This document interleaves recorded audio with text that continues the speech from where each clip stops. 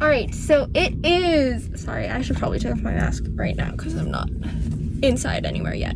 But it is 7:15 right now, and I am about to interview Dr. Pelaez. He is a family friend, and I got to shadow him a ton earlier before I was applying to colleges, especially for my dental school interviews. So he helped me get a lot of my shadowing hours, and I'm asking for him for another favor, which is to interview him and ask him a lot of questions that I've always wanted to ask a lot of dentists, and I'm sure other people want to ask dentists as well. So yeah.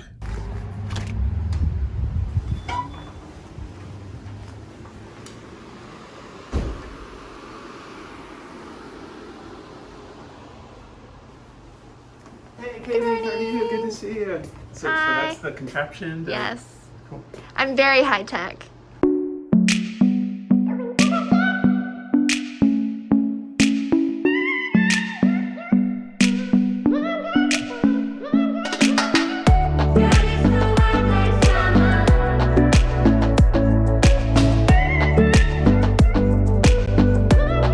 So, first, I guess, would you like to introduce yourself?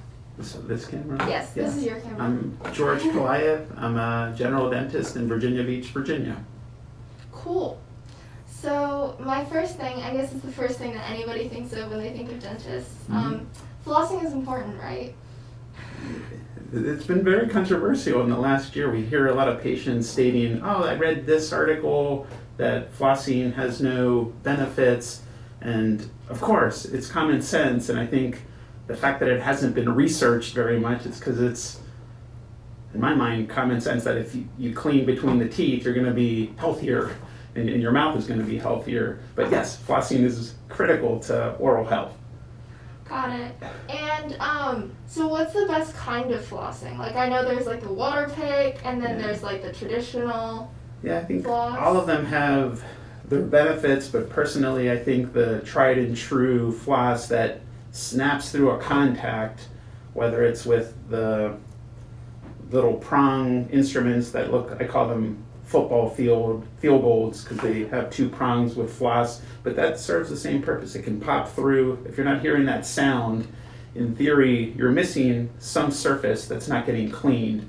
But the water picks, all these other interdental picks, they certainly have some benefit, but in my mind, they don't clean as thoroughly.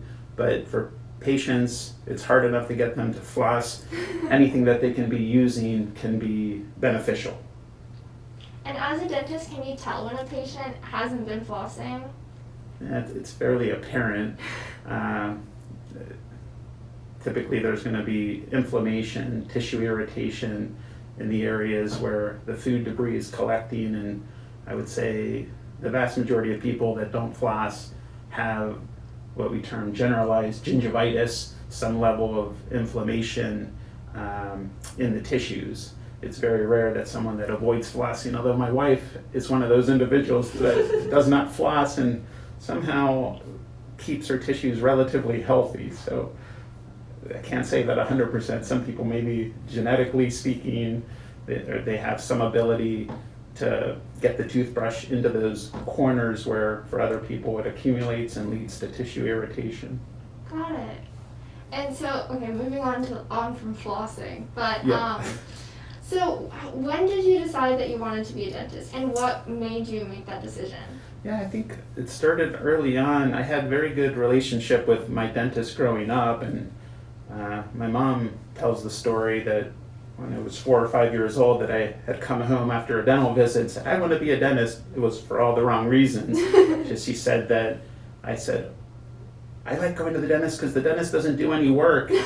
He just comes in and tells a couple jokes because as a kid, or most patients see the hygienist, that's where their relationship is, and if they don't have any dental work that needs done, the dentist is not really doing much of anything. So I'd like to say that I have a good work ethic and that I like to work hard, but it's not the reason that I pursued it. But in general, that individual I had a good relationship with growing up. The high school where I went to was very close to his office, so I spent some time after school kind of just hovering around the office. So at an early age, it's kind of the only thing that I ever thought that I was going to be is a dentist.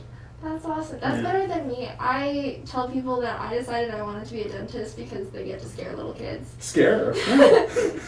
Which is not true, but I think it's a funny story. Yeah. So you went into the military as like a medical officer, right? Technically a dental officer. Dental officer? Yeah. There's a dental corps. All the military branches have a dental corps within them, which is fairly small, relatively speaking. But a lot of people that join the military, they'll get a scholarship to go through dental school. Others will be enlisted prior and then decide to go get their college degree and then pursue grad school. So there's a lot of different avenues, but the vast majority have scholarships for their dental school, and then they join the active corps and then have some level of mandatory service as a payback for that. Mm-hmm. And so how was it different being a dentist in like the military versus out with normal people? And the dentistry for the most part is the same. I would say you work on a lot healthier patients, which not everyone, but the vast majority of your patients in the military are healthy 20-year-olds, maybe in their 30s, but not as many dentures. Correct. Yeah. Procedure-wise, on the more professional side, most of the time you're in a facility that has a lot of other dentists, so the camaraderie and talking about dentistry with colleagues is a very nice aspect of it. Most dentists in the civilian world are more on their own. There might be another dentist in that office, but I would say still at this time, the vast majority of dentists practice alone. So they're I like to say almost like on an island, and they don't have that inherent or everyday interaction with other dentists. So that's probably the one thing that I miss the most about being in the military as a dentist. Got it. Yeah. Which kind of leads me into my next question. Did you ever consider going corporate before you go into your own private office? Like being they're called corporate dentists. Corporate, right? Well, they're corporate dental offices that have dentists, and it's, there's so many practice models, but the majority of those are typically not owned by the dentists that are working there. So it's just a different model and way to practice dentistry, but it never, I guess, I transitioned from the military into private practice, first as an associate working with one other dentist that was the owner of that office, but I always had the interest of owning my own practice. So to answer your question, no, I had never considered like the corporate side of dentistry, but they typically have fairly big practices with lots of dentists under one roof. The advantages, of course, being the scaling of supplies, equipment, personnel. They can extend hours because there's essentially people working on different shifts. And that's certainly beneficial to patients when they can offer appointments from 7 a.m. to 8 p.m. like every day of the week potentially. So it certainly has a place, and I think the facts are that those models can be very successful too. Got it. And what was the biggest challenge to opening up your own private office? Maybe a little bit of the unknown. In my particular case, I decided to go to practice or start a practice from scratch in an area that did not need another dentist. So it was one of those where I knew I wanted to live in this area and I was going to be here for the long haul. So just kind of expecting that it was going to be a slow, gradual build up, and thankfully I was busier a lot sooner than I thought, so everything worked out pretty well. But it's more the fact that you're essentially hanging up a shingle on a building saying, hey, you're open, but you have 0 patients. and it's more, okay, what's going to happen now? How many patients are going to come? How long is it going to take? So that was probably the one biggest challenge and maybe concern.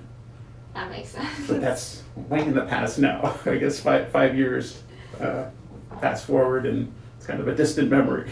That's good. Yeah.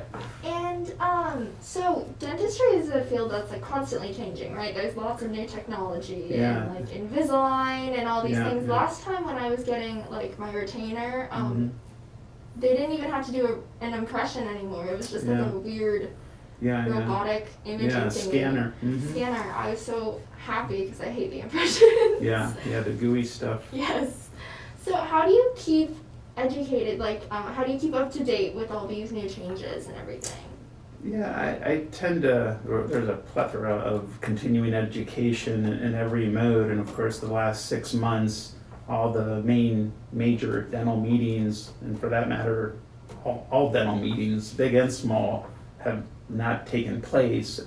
So, but continuing education still goes on through many different study clubs, most of it being computer-based now, but still, I think continuing education is a hallmark of most all dentists. I think in general, most dentists have a very inherent desire to want to learn and keep up, because as you said, whether it's the materials, the hardware and computers, there's so much change for the better.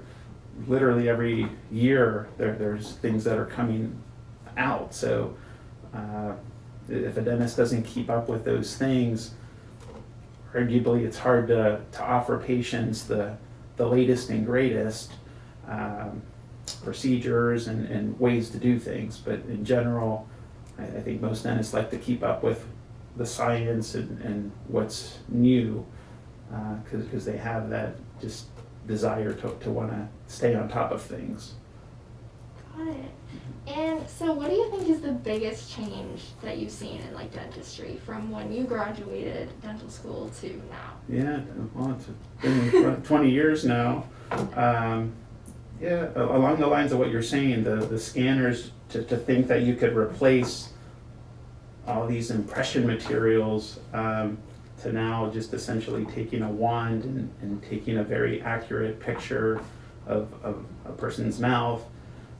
Also the digital imaging, where in dental school even, that was unheard of 20 years ago. It was probably a few years after I graduated where it started to become more mainstream, but where you had to take an image and then dip it through a series of chemicals, and all this is taking place in a dark room, essentially, just like photography before digital imaging.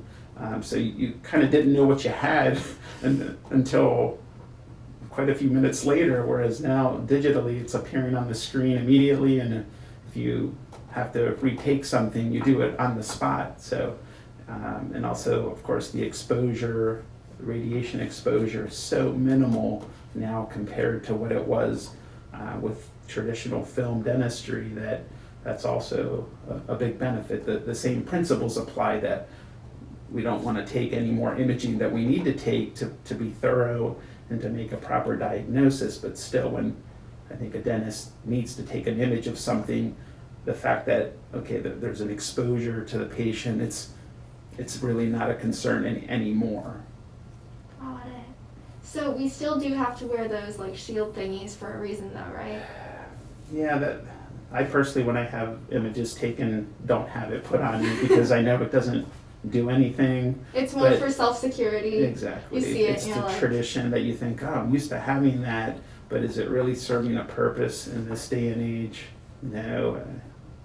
But I'm sensitive to that some patients want to have that, and I had maybe 2 months ago a pregnant lady that she insisted on having, like, we just stacked three of them, 3 lead aprons on her belly, because she had it in her mind that was indicated for her, and I'm not going to argue with that.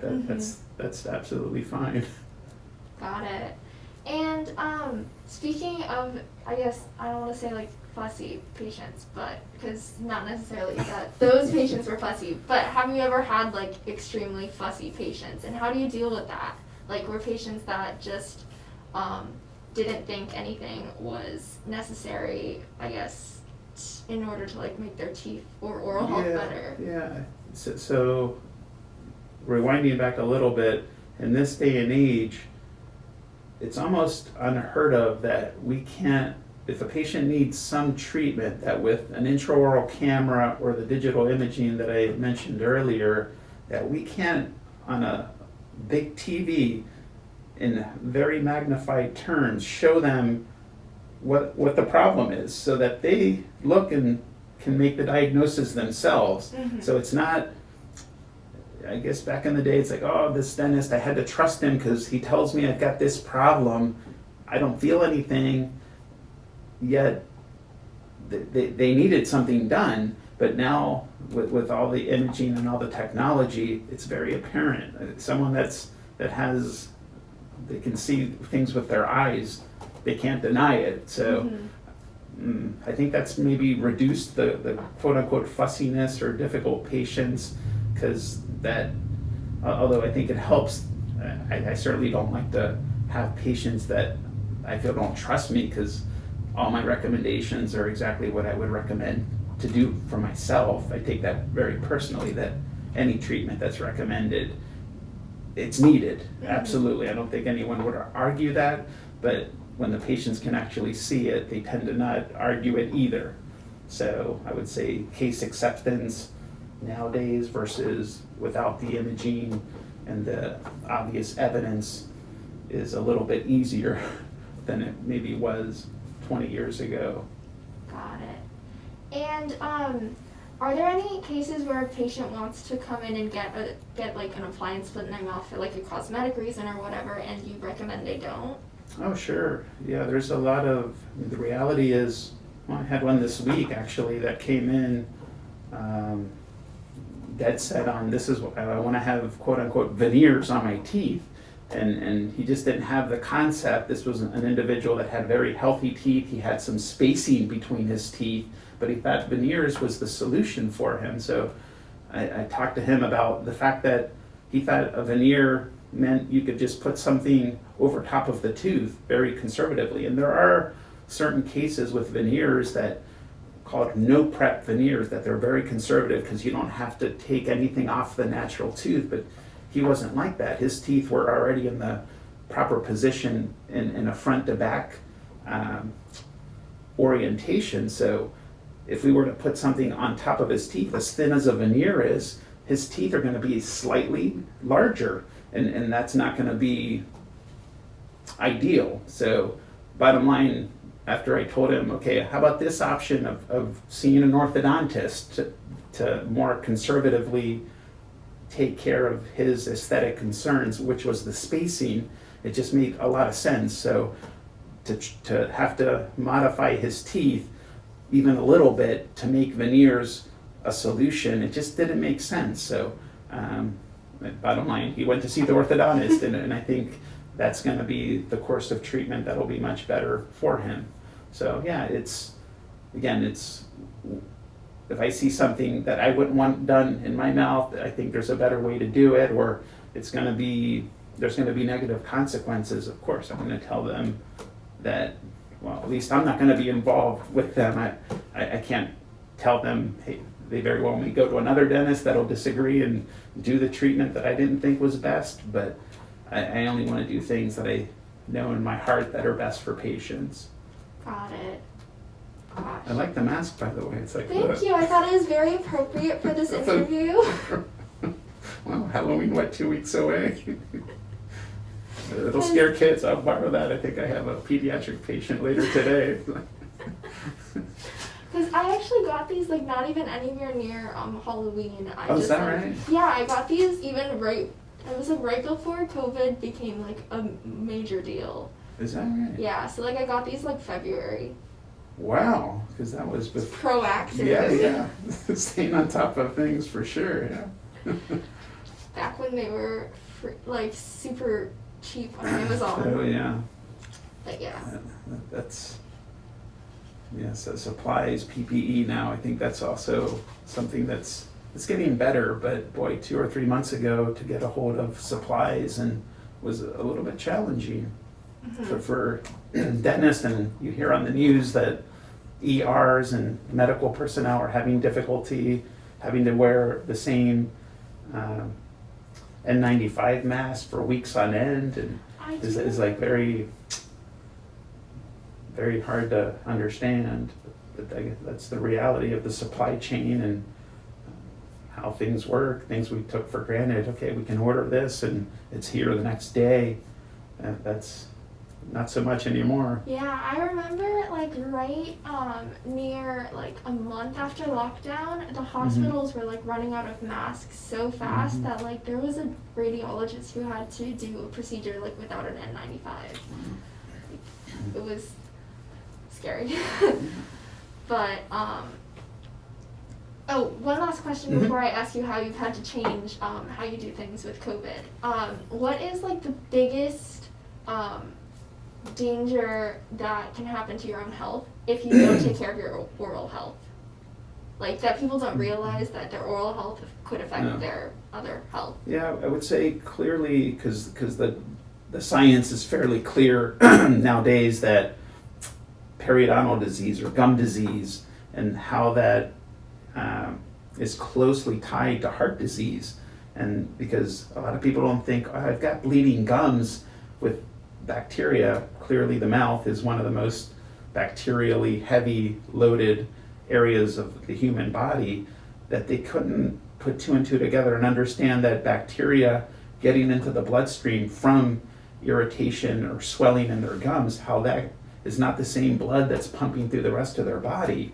So that interaction of gum health and how incredibly important that is for overall health. So I think dentistry is very important to have good oral health, because pretty much everything that we do everything we eat or drink is bypassing the mouth. So in my mind, total body health starts with the oral health. It's really the foundation. But probably that interaction of gum disease and heart potential problems is that correlation that's, I think, few can argue, because the science is so strong. So flossing is not only important for your teeth, it's important for your heart. Yeah, good connection. Yeah, I would totally agree with that. Full circle. Yeah, for sure. Got it. Can you show me how you had to change, like how you do things, or tell me how you've had to change things? Well, I think in general, dental offices have always been one of the cleanest places to begin with, and with what's been happening over the last 6-7 months, I think dental offices, ours included, have just taken that a few steps higher. For example, we have air purification systems in the operatories, more for like airflow and because no doubt aerosols are the biggest concern for dental offices in this regard, with viruses being able to get into the air. And my thought is, well, viruses can certainly travel through air long distances, but they can't go against the flow of air. So we have these suctions that are pulling the air in a certain direction. So Can I see that? Can I yeah, look at it's the video? air. Yeah. Stop this one and then record my other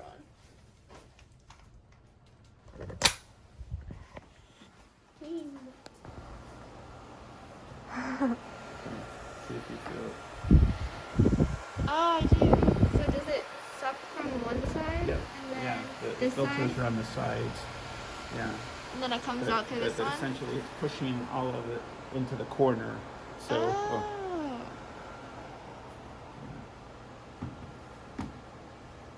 We have these mounted in areas where we're going to treat patients. That's cool. Yeah.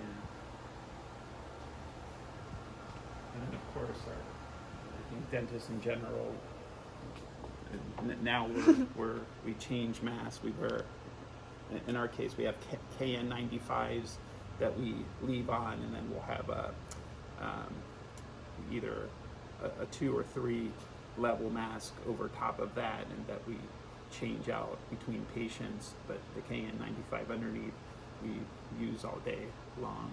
Got it. And then we're gowned up, and I think most dentists traditionally maybe have just a lab jacket on, but under these circumstances, and we have head coverings. Do you have the shield? And the shield, yeah, which is a little bit of a challenge for dentists with magnification and loops that they have. But there's some masks or some shields now that can accommodate for that, so it's made it a little bit easier. Okay. Yeah, and of course well, you can see our stack of magazines that accumulates, that those normally would be in the waiting room, but we've spaced out and don't have anything that potentially patients can touch and move around. So some minor changes. Is the toy box no longer open? Yeah, that still stays the same. Yeah. Yeah, that's still not a total loss. No.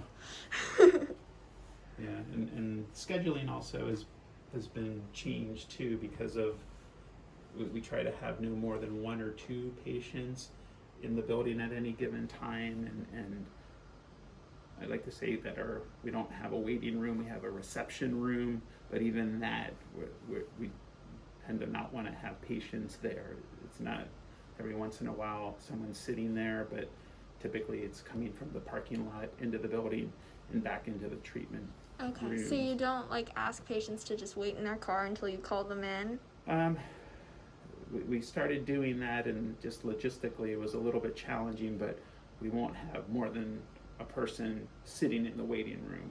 Got it. So, and if they're waiting, it's literally to fill out a form, because that became a little bit difficult with our system of using an iPad. But our front desk also is essentially the staff. We keep a mask on when we're in the building. If they're having lunch, they'll close the door, and that'll be the exception where they can take the mask off, or to drink water, obviously. But that's kind of the rule, that when we're in the building, we have the mask on at all times.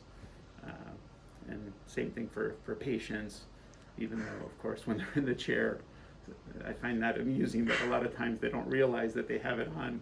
We're just waiting, okay, it's time we're getting ready to get started, and they're not making the connection that, oh, yeah, I'm going to have to take this off. The technology is not such that we can go through the mask to do anything. Got it. Yeah. All right. Thank you so much. Oh, it's my pleasure.